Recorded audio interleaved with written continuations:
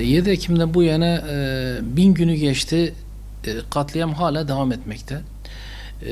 Bu katliama da tüm Müslüman ülkeler, dünya ülkeleri seyirci kalmakta. İşin en kötü tarafı insani yardımın ondan sonra temel ihtiyaçlarını karşılayamamaktalar.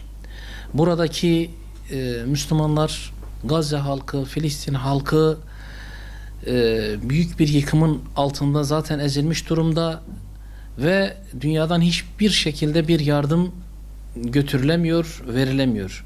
Sumut bir filosu birkaç defa bununla ilgili olarak girişimde bulundu.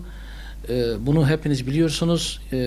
Bunları yaklaştırmadılar ve bu insani yardımların bu Müslümanlara, Gazze halkına ulaşmasıyla alakalı olarak izin vermediler.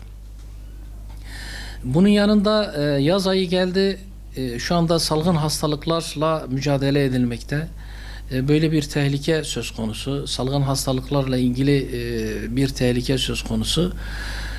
Bu nedenle özellikle dünya Müslümanlarının bu konuda duyarlı olması gerekmekte. Ve Gazze halkına ne yapılması gerekirse yapılmalı. Her türlü baskıyı, siyasi baskı olur.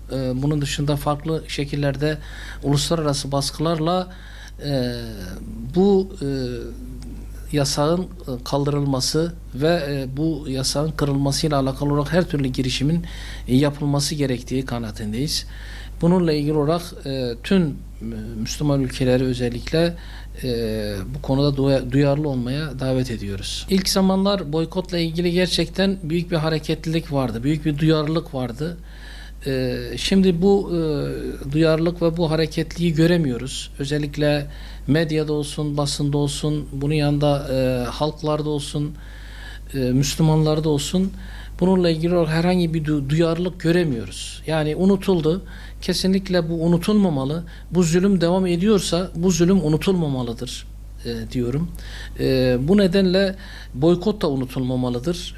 Bunların en can alıcı noktaları boykot, maddi gelirleri. Maddi bir gelir olmadığı zaman silah alamazlar ve bu silahları Müslümanlara doğrultamazlar. Yani halk tabiriyle beller kırılır.